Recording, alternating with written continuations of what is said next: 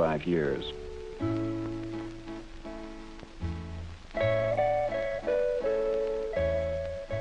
The family is a very strong unit in Brazil, but this population explosion is bound to put heavy strains on that and other spiritual values of the people.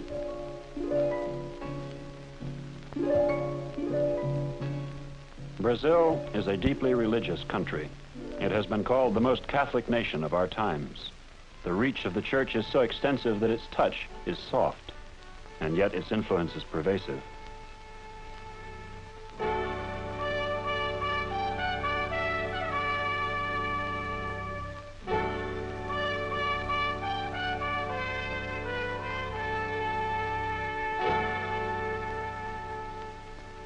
This is a Mass being celebrated in Bahia, which has the highest concentration of people with Negro blood.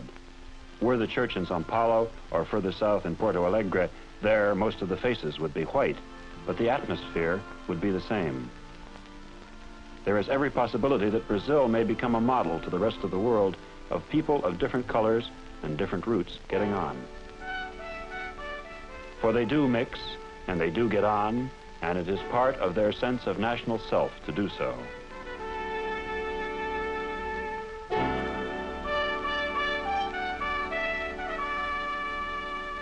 This is not to say that Negroes are not disadvantaged. They are. They began as slaves. They have further to come. Most of them start low in economic advantage, in schooling, in the chance of social mobility. There's an old Brazilian saying, the darker the skin, the lower the class. The lighter the skin, the higher the class. But there are other sayings. Money whitens the skin. Also, people say, there is no racial discrimination, only social discrimination, which means, among other things, that there is a greater gap between middle class and poor than any gap of color.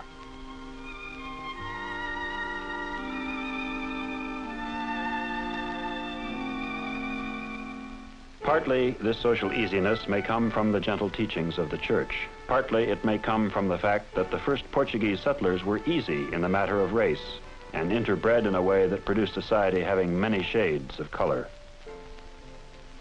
One thing is certain. If the nation is to prosper, people of all races and colors will be needed, and being needed is a great advantage.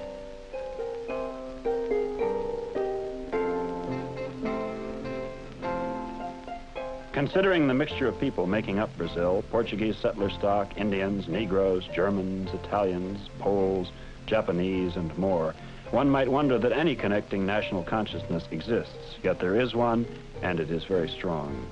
With minor exceptions, Portuguese is the language spoken from one corner of the country to another. There is a patriotism, as seen in this independence celebration in Bahia, which appears to help the people weather social and political difficulty. In 1822, Brazil passed from being a colony to being a constitutional monarchy without any war for independence from Portugal. In 1889, the monarchy became a republic in name and an oligarchy in practice, again without any battles.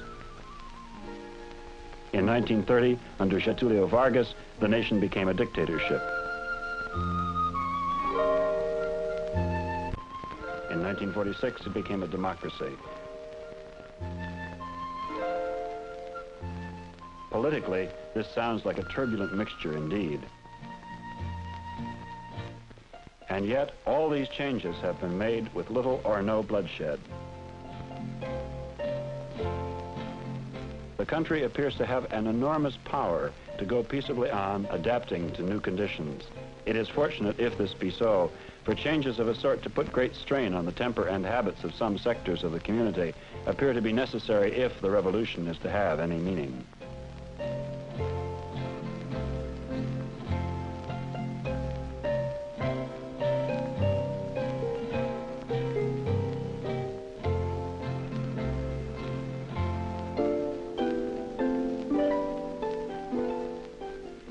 The inflation may be only a symptom of deeper troubles, but it stands at the core of national life. In a nation which does not enforce its tax laws, the easiest way to pay the bills is to print more money. Once the government thinks that way, everyone has to think that way, if they are to go on eating. So all of life becomes a marketplace where everyone is trying to sell something with one hand and manipulate credit with the other.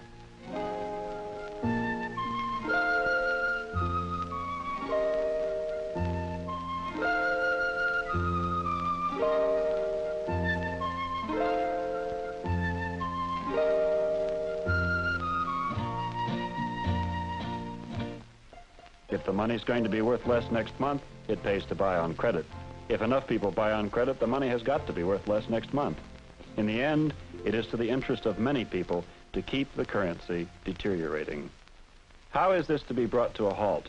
Will the poor themselves, as well as the rich, have to tighten their belts? Economist Reynold Carlson. Well, it's going to have to be both, probably. The real burden of the last 10 years has fallen upon the middle and lower income people because of inflation. Inflation makes the rich richer and the poor poorer. It's a kind of taxation on the wage earner because he lives with a wage fixed for a single year, and meanwhile the cost of living rises like this. Meanwhile prices rise. This means the industrial sector is defending itself beautifully against inflation. They can raise prices like this. But the poor guy on the payroll, he's sitting there until his union gets him an increase.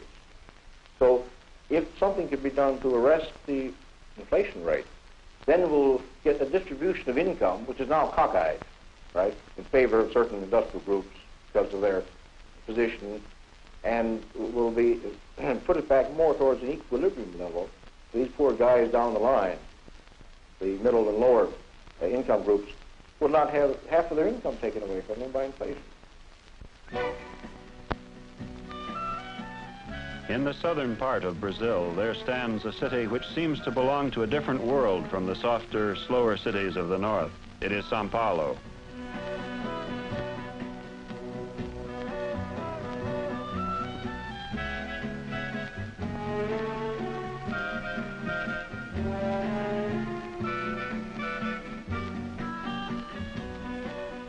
São Paulo is as dynamic as Chicago. It reaches for the sky like New York.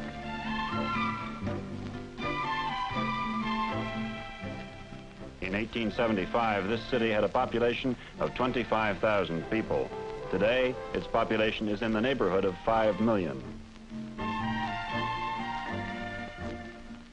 Its birth as a huge metropolis was founded on efficient farming, which led to surplus capital, which was invested in industry.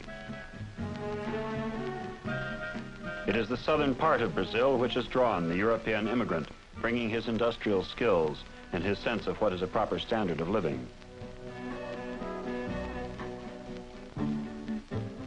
This sounds like progress, until one reflects that Brazil is inveterately backward in agricultural methods and has to go on importing food, and until one reflects that São Paulo itself was founded on a sound agriculture that produced not deficit, but surplus.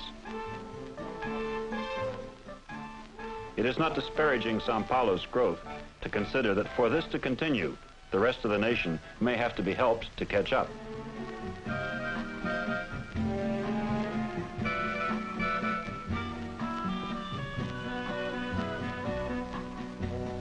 Industrialization was speeded by the dictator Vargas, who resolved to turn Brazil into a nation which could manufacture the consumer goods it needed. The depression of the 30s and the war added impetus by impeding trade, and subsequent leaders have seconded the nationalist notion that most of the ingredients of life should bear the label "Made in Brazil."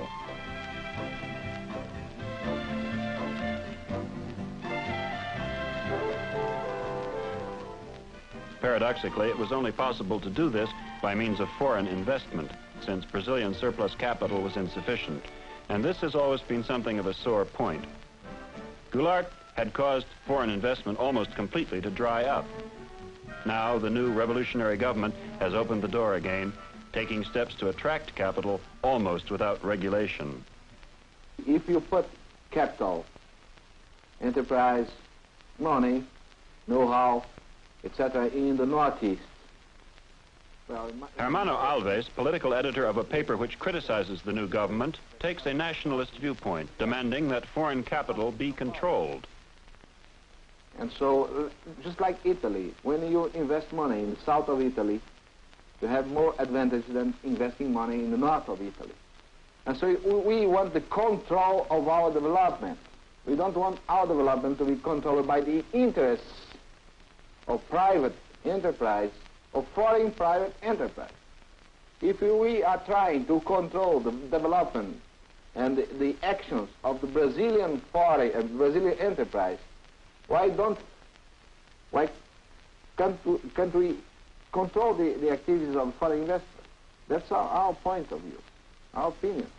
And when an American or a European enterprise comes in conflict of interest with a state enterprise or a Brazilian enterprise, and so we say we must give support to our national enterprise, even if private or state enterprise. That's our opinion, our frank opinion. The whole humanity is confronted with two alternatives only. We can choose to live according to the Christian moral and the Western way of living, or we can choose to live under complete controlled governments. Paulo Iris, a Sao Paulo industrialist, takes the view of an internationalist. A few other countries. I believe very strongly that the whole people in this side of the world still prefers freedom, liberty, and still values the Christian morals, Christian moral principles as the principles to live for, to fight for. So I think that the only thing we can do is to prove to the whole world that our conception of life is better.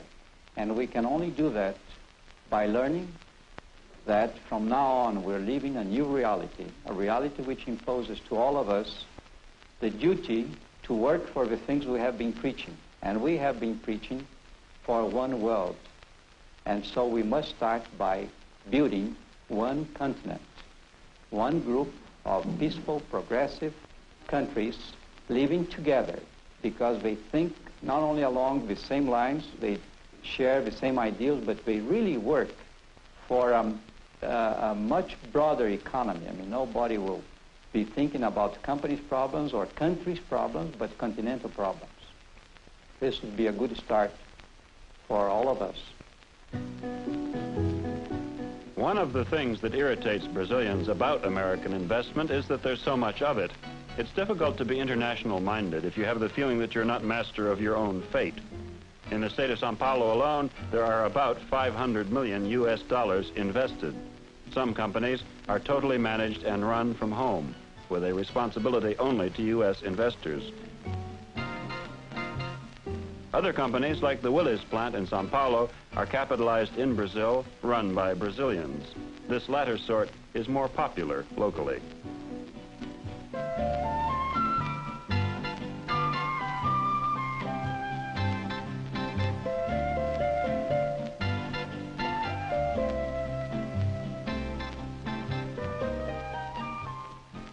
However companies may be organized, Brazilian industry is impressive both for weight and diversity, also for the speed with which things get done.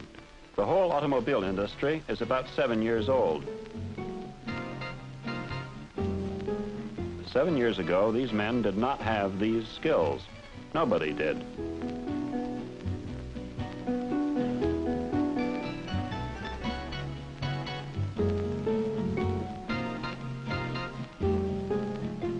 Foreign investment in Brazil has often relieved that nation of the task of evolving this or that industry.